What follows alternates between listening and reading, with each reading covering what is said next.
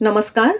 स्वामी विवेकानंद जी की शिक्षाओं पर आधारित युवा वर्ग के लिए पंचशील नामक यह लेख आज हम सुनने जा रहे हैं, जो स्वामी निखिलेश्वरानंद जी की आधुनिक युवा वर्ग और स्वामी विवेकानंद नामक पुस्तक से लिया गया है।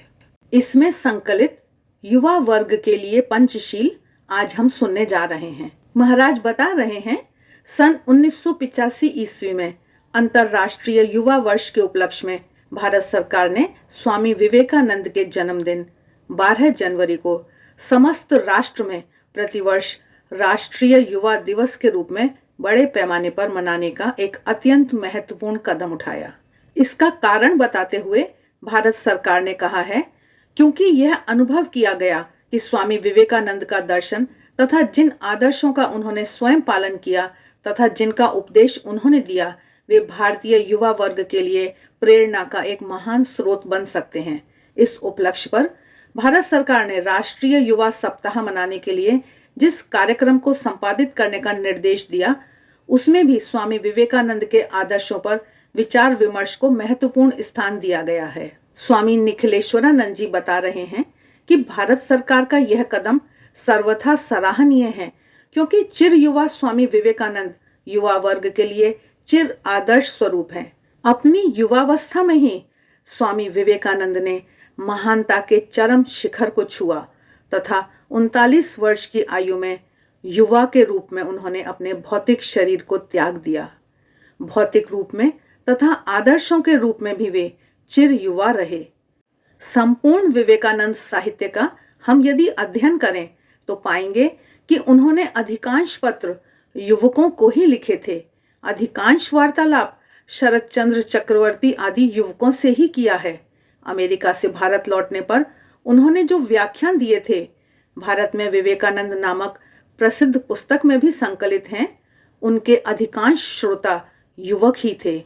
उन्हीं से अनुप्राणित होकर स्वामी रामतीर्थ, सुभाष चंद्र बोस, महात्मा गांधी आदि महापुरुषों का निर्माण हुआ था।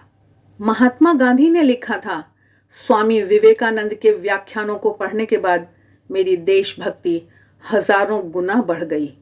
सुभाष चंद्र बोस ने लिखा था, स्वामी विवेकानंद की पुस्तकों को पढ़कर ही मैंने अपना जीवन देश के लिए समर्पित कर दिया। आज यदि वे होते तो मैं उनके चरणाश्रित रहता। लाहौर में स्वामी विवेकानंद के वेदांत विषयक भाषण को सुनने के तुरंत बाद स्वामी रामतीर्थ ने कॉलेज के प्रवक्ता के पद को त्याग कर संन्यास ग्रहण कर लिया। स्वामी विवेकानंद के तेजस्वी व्याख्यानों को सुन तथा पढ़कर कई युवकों ने देश की स्वतंत्रता के लिए अपने प्राण उत्सर्ग कर दिए। एक समय था जब ब्रिटिश सरकार ने स्वामी विवेकानंद की पुस्तकों को रखने पर प्रतिबंध लगा दिया था, जो अधिकतर क्रांतिकारी युवकों के घरों में पाई जाती थीं। वर्तमान समय में तो स्वामी विवेकानंद के आदर्शों की प्रासंगिकता और भी बढ़ गई है, विशेषकर भारतीय युवा वर्ग के लिए। अतः युवा देश के लिए एक चिर युवा सन्यासी को नेता के रूप में स्वीकारना सर्वथा उचित है। आज भारतीय युवा वर्ग के समक्ष 3 महान समस्याएं उपस्थित हैं: बेरोजगारी, धर्म पर अविश्वास, आदर्श के अभाव में नैतिक तथा मानसिक संघर्ष। क्या यह कम महत्वपूर्ण बात नहीं है कि स्वामी विवेकानंद को स्वयं अपने जीवन में इन तीनों समस्याओं का सामना करना पड़ा था, उस काल में जबकि कॉलेज का स्नातक होना एक विरल बात थी। युवा नरेंद्रनाथ दत्त को, जो बाद में स्वामी विवेकानंद बने, बीए पास करने के उपरांत लॉ की पढ़ाई करने के बाद भी नौकरी के लिए दर दर भटकना पड़ा था। स्पेंसर, हेगल, कांट आदि पाश्चात्य दार्शनिकों की पुस्तकों को पढ़ने के बाद स्वामी विवेकानंद संशयवादी हो उठे थे। किसी भी महात्मा से पहला प्रश्न वे पूछते, क्या आपने ईश्वर को देखा है? यही प्रश्न उन्होंने श्री रामकृष्ण परमहंस से भी पूछा, और जब श्री रामकृष्ण से उत्तर पाया, हाँ, मैंने ईश्वर को देखा है, जैसे तुझे देख रहा हूं, उससे अधिक प्रत्यक्ष रूप से मैं उनका दर्शन करता हूं और तुझे भी उनके दर्शन करा सकता हूं। इसके बाद ही नरेंद्रनाथ दत्त ने आध्यात्मिक पथ पर अपना जीवन उत्सर्ग किया। उसके बाद आया नैतिक तथा मानसिक समस्याओं का एक तूफान, जिसका विशद वर्णन उनके तत्कालीन सहपाठी श्री ब्रजेंद्र नाथ शील ने किया है, जो स्वामी विवेकानंद की अंग्रेजी जीवनी Life of Swami Vivekananda by his Eastern and Western Disciples में उपलब्ध है। इस प्रकार स्वामी विवेकानंद जी ने वर्तमान युवा वर्ग की समस्याओं को स्वयं अनुभव किया था और इसीलिए स्वामी विवेकानंद के उपदेश भारतीय युवाओं के लिए विशेष महत्व रखते हैं। स्वामी निखिलेश्वरानंद जी बता रहे हैं कि वे कौन से उपदेश तथा आदर्श हैं। संपूर्ण विवेकानंद साहित्य 10 खंडों में जो उपलब्ध है, उसमें व्याप्त इन उपदेशों को हम 5 भागों में विभक्त कर सकते हैं, जो युवा वर्ग के लिए मानो पंचशील के सिद्धांत स्वरूप हैं। पहला, आत्मविश्वास, सेल्फ कॉन्फिडेंस। दूसरा, आत्मसंयम, सेल्फ कंट्रोल। तीसरा, आत्मविस्मृति, सेल्फ एब्निगेशन। चौथा, आत्मत्याग, सेल्फ सेक्रीफाइस। पांचवा, आत्म साक्षात्कार, सेल्फ रियलाइजेशन। आइए अब हम आत्मविश्वास के ऊपर स्वामी निखिलेश्वरानंद जी के विचारों को सुनते हैं। महाराज कह रहे हैं कि स्वामी विवेकानंद कहते हैं, पुराना धर्म कहता है वह नास्तिक है जो भगवान पर विश्वास नहीं करता। नया धर्म कहता है वह नास्तिक है जो अपने आप पर विश्वास नहीं करता। बार बार वे युवकों को अपने आप पर विश्वास रखने के लिए तथा नचिकेता के समान श्रद्धावान बनने के लिए कहते हैं। अपने युवा शिष्य शरद चंद्र चक्रवर्ती से वार्तालाप के प्रसंग में स्वामी विवेकानंद ने कहा था, बहुत प्राचीन समय से औरों ने तुमको बताया कि तुम हीन हो, तुम में कोई शक्ति नहीं है, और तुम भी यह सुनकर सहस्त्रों वर्षों से समझने लगे कि हम हीन हैं, निकम्मे हैं।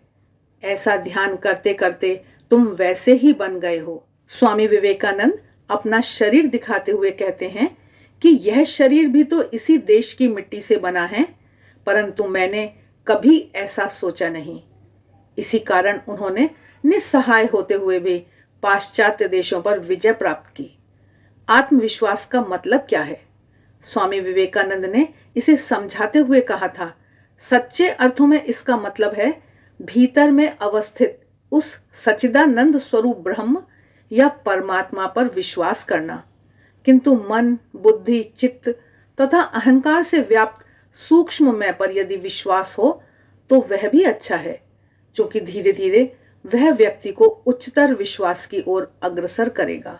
स्वामी विवेकानंद कथित इस आत्मविश्वास के कई पहलू हैं, जैसे पहला, पाप को अस्वीकार करना। सिंह तथा भेड़ की कहानी सुनाते हुए स्वामी विवेकानंद युवकों से कहते हैं, तुम सिंह तुल्य हो, भूल जाओ कि तुम भेड़ हो, पापी हो। वेदांत पाप की बात नहीं मानता, वह केवल भूल की बात स्वीकार करता है, और उसके मत से तुम सबसे बड़ी भूल तो तब करते हो जब तुम कहते हो मैं कमजोर हूं, मैं पापी हूं, मैं शक्तिहीन हूं, मुझ में कुछ भी करने की शक्ति नहीं है। स्वामी जी का यह संदेश उनके दर्शन पर आधारित है कि प्रत्येक व्यक्ति में अव्यक्त ब्रह्म या आत्मा विराजमान है। दूसरा पहलू है पुरुषार्थ। स्वामी विवेकानंद युवकों को प्रारब्ध के भरोसे न बैठकर पुरुषार्थ पर विशेष जोर देने के लिए कहते हैं।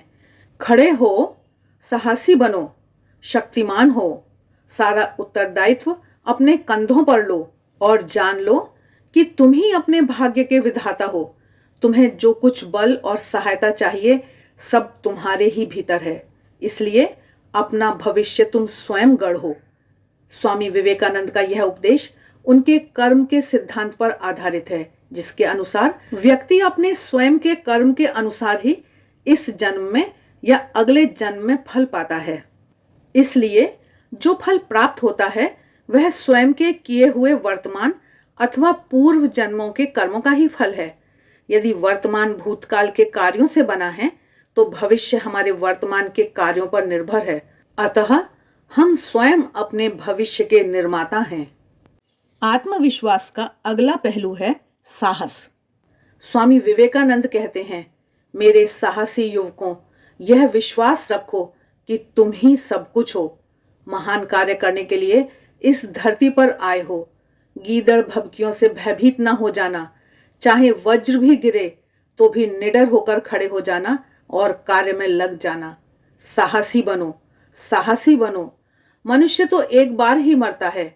मेरे शिष्य, कायर ना हो, मुझे कायरता से घृणा है। स्वामी निखिलेश्वरानंद जी बता रहे हैं कि आत्मविश्वास का अगला पहलू है बल। स्वामी जी युवकों में चाहते थे शारीरिक, मानसिक तथा आध्यात्मिक बल। वे कहते हैं, तुम क्यों रोते हो बंधु? तुम ही में तो सारी शक्ति निहित है। ए महान, अपनी सर्वशक्तिमान प्रकृति को प्रकट करो।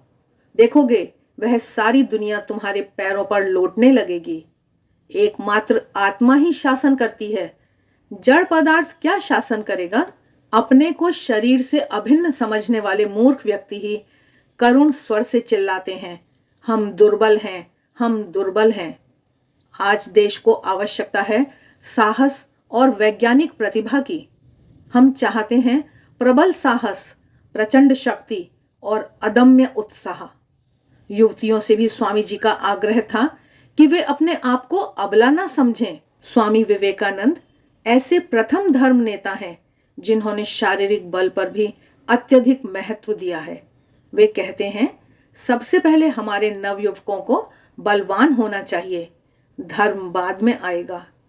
तुम गीता के अध्ययन की अपेक्षा फुटबॉल के द्वारा स्वर्ग के अधिक समीप पहुंच सकोगे। जब तुम्हारी मांसपेशियां कुछ मजबूत हो जाएंगी, तब तुम गीता को अधिक अच्छी तरह समझ सकोगे। जब तुम्हारे खून में कुछ जोर आ जाएगा, तब तुम कृष्ण की महान प्रतिभा और प्रचंड शक्ति को और भी अच्छी तरह समझ सकोगे। आज हमारे देश को जिस चीज की आवश्यकता है वह है लोहे की मांसपेशियां और फौलाद के स्नायु, प्रचंड इच्छा शक्ति जिसका अवरोध दुनिया की कोई शक्ति ना कर सके। स्वामी निखिलेश्वरानंद जी बता रहे हैं कि स्वामी विवेकानंद जी के आत्मविश्वास का अगला पहलू है आशावादिता। स्वामी विवेकानंद आशावादिता के विश्वासी थे। वे कहते हैं, निराशा धर्म तो नहीं है, वह और चाहे कुछ हो, सर्वदा प्रसन्न और हंसमुख रहना किसी प्रार्थना की अपेक्षा तुम्हें ईश्वर के अधिक निकट ले जाएगा। पंचशील का अगला सिद्धांत है आत्मसंयम। स्वामी विवेकानंद कहा करते थे, बी एंड मेक। पहले मनुष्य बनो, फिर औरों को मनुष्य बनने के लिए सहायता करो। हम मनुष्य बनाने वाला धर्म ही चाहते हैं। हम मनुष्य बनाने वाले सिद्धांत ही चाहते हैं। हम सर्वत्र सभी क्षेत्रों में मनुष्य बनाने वाली शिक्षा ही चाहते हैं। मनुष्य बनने के लिए प्रथम सोपान है आत्मसंयम। स्वामी विवेकानंद कहते हैं, जिसने अपने ऊपर संयम कर लिया है वह बाहर की किसी भी वस्तु द्वारा प्रभावित नहीं किया जा सकता। उसके लिए परतंत्रता फिर और नहीं रह जाती। उसका मन मुक्त हो गया है। केवल ऐसा व्यक्ति ही संसार में आदर्श रूप से रहने योग्य है। इस आत्मसंयम के फलस्वरूप जो चरित्र निर्माण होता है उसके आयाम हैं पवित्रता, धैर्य, प्रेम, ब्रह्मचर्य, आज्ञाकारिता, सेवापरायणता, शांत स्वभाव, परिश्रमी होना इत्यादि। वे कहते हैं, यदि भारत में इस समय सबसे बड़ा कोई पाप है तो वह है परतंत्रता। हर एक व्यक्ति शासन करना चाहता है, आदेश पालन करना कोई नहीं चाहता। और इसका कारण है पुरातन काल की उस अद्भुत ब्रह्मचर्य प्रणाली का अभाव। पहले आदेश पालन करना सीखो, फिर शासन करने की शक्ति अपने आप आ जाएगी। हम जितना ही अधिक शांत होंगे, हमारे स्नायु जितने ही कम उत्तेजित होंगे, हम उतना ही अधिक प्रेम कर सकेंगे और हमारा कार्य उतना ही अच्छा होगा। युवतियों से भी स्वामी विवेकानंद आशा रखते थे कि वे सीता, सावित्री, दमयंती को अपना आदर्श मानकर पवित्र जीवन यापन करेंगी। युवा वर्ग के लिए जो पंचशील की हम चर्चा कर रहे हैं उसका अगला सिद्धांत है आत्मविस्मरण। स्वामी विवेकानंद के अनुसार स्वार्थपरता ही अनीति है और स्वार्थहीनता ही नीति। उनके अनुसार विकास ही जीवन है और संकोच ही मृत्यु। प्रेम ही विकास है और स्वार्थपरता ही संकोच। सेवा करने के लिए भी आत्मविस्मरण की अत्यंत आवश्यकता है। वे कहते हैं, जो मानव जाति की सहायता करना चाहते हैं उन्हें चाहिए कि वे पहले अपने सुख और दुख, नाम और यश तथा सर्वविध स्वार्थी भावनाओं की एक गठरी बनाकर उसे समुद्र में फेंक दें और तब भगवान के पास आएं। यही सारे धर्म प्रवर्तकों ने कहा और किया है। हमारा सबसे उत्तम कार्य तब होता है, हमारा सबसे अधिक प्रभाव तब पड़ता है जब हम में स्वार्थ भावना नहीं रहती। इस आत्म विस्मृति के लिए आह्वान करते हुए एक पत्र में स्वामी विवेकानंद ने भगिनी निवेदिता को लिखा था, संसार को आज ऐसे लोगों की आवश्यकता है जिनके हृदय में निस्वार्थ प्रेम प्रज्वलित हो रहा हो। उस प्रेम से प्रत्येक शब्द का वज्रपाती प्रभाव पड़ेगा। जागो हे महान आत्माओं, जागो, संसार दुखाग्नि से जला जा रहा है, क्या तुम सोए रह सकते हो? स्वामी विवेकानंद जी के अनुसार निस्वार्थता ही धर्म की कसौटी है। जिसमें इस निस्वार्थता की मात्रा अधिक है वह अधिक आध्यात्मिक संपन्न है और शिव के अधिक निकट है। और यदि कोई स्वार्थी है तो फिर चाहे उसने सारे मंदिरों के ही दर्शन क्यों न किए हों, सारे तीर्थों में ही क्यों न घूमा हो, अपने को चीते के समान क्यों न रंग डाला हो, परंतु फिर भी वह शिव से बहुत दूर है। इसीलिए वे कहते हैं, सारी उपासना का सार है पवित्र होना और दूसरों की भलाई करना। जो शिव को दीनहीन में, दुर्बल में, रोगी में देखता है वही वास्तव में शिव की उपासना करता है, और जो शिव को केवल मूर्ति में देखता है उसकी उपासना तो केवल प्रारंभिक है। स्वामी विवेकानंद जी ने अपने एक युवा गुरु भाई स्वामी अखंडानंद जी को इसी शिव ज्ञान से जीव की सेवा करने पर बल देते हुए लिखा था, तुमने पढ़ा है मातृदेवो भव, पितृदेवो भव। अपनी माता को ईश्वर समझो, अपने पिता को ईश्वर समझो, परंतु मैं कहता हूं दरिद्र देवो भव, मूर्ख देवो भव। गरीब, निरक्षर, मूर्ख और दुखी, इन्हें अपना ईश्वर मानो, इनकी सेवा करना ही परम धर्म समझो। स्वामी जी इस आत्मविस्मृति पर इतना अधिक बल देते हैं कि वे केवल स्वयं की मुक्ति के लिए प्रयत्न करना भी स्वार्थपरता मानते हैं। वे कहते हैं, दूसरों की मुक्ति के लिए यदि तुम्हें नरकों में भी जाना पड़े तो सहर्ष जाओ। धरती पर ऐसी कोई मुक्ति नहीं जिसे मैं अपना कह सकूं। युवतियों से भी स्वामी विवेकानंद जी आशा करते थे कि वे केवल अपनी मुक्ति का प्रयास न कर दूसरों की मुक्ति के लिए, दूसरों की सेवा के लिए आत्मनियोग करेंगी। उन्होंने अमेरिका से अपने गुरु भाई स्वामी ब्रह्मानंद को एक पत्र में लिखा था, गौरी माँ कहाँ है? हजारों गौरी माँ की आवश्यकता है, उनके जैसी महान एवं तेजोमय भाव की। परवर्ती काल में गौरी माँ ने युवतियों को शिक्षा देने का कार्य भी प्रारंभ किया था एवं एक आश्रम की स्थापना भी की थी, जिसे स्वामी जी ने जाकर देखा और अपना संतोष व्यक्त किया था। स्वामी निखिलेश्वरानंद जी पंचशील के चतुर्थ आत्मत्याग सिद्धांत पर विचार प्रकट कर रहे हैं कि स्वामी विवेकानंद जी के अनुसार महान कार्य महान त्याग से ही संपन्न हो सकते हैं। महान बनने के लिए त्याग की आवश्यकता पर बल देते हुए वे कहते हैं, महान बनो, त्याग के बिना कोई भी महान कार्य सिद्ध नहीं हो सकता। इस जगत की सृष्टि के लिए स्वयं इन विराट पुरुष भगवान को भी अपनी बलि देनी पड़ी। आओ, अपने ऐशो आराम, नाम, यश, ऐश्वर्य, यहाँ तक कि अपने जीवन को भी न्यौछावर कर मानव श्रृंखला का एक सेतु निर्माण कर डालो, ताकि उस पर से होकर लाखों जीवात्माएं इस भव सागर को पार कर लें। शुभ की समस्त शक्तियों को एक केंद्र में ले आओ। यह ना देखो कि तुम किस झंडे के नीचे आगे बढ़ रहे हो। महान चरित्र तथा महान कार्य दोनों के लिए आत्मत्याग ही मूल मंत्र है। स्वामी विवेकानंद कहते हैं, सार बात है त्याग। त्याग के बिना कोई भी पूरे हृदय से दूसरों के लिए कार्य नहीं कर सकता। भारत को कम से कम अपने सहस्त्र तरुणों की बलि की आवश्यकता है, पर ध्यान दो, मनुष्यों की, पशुओं की नहीं।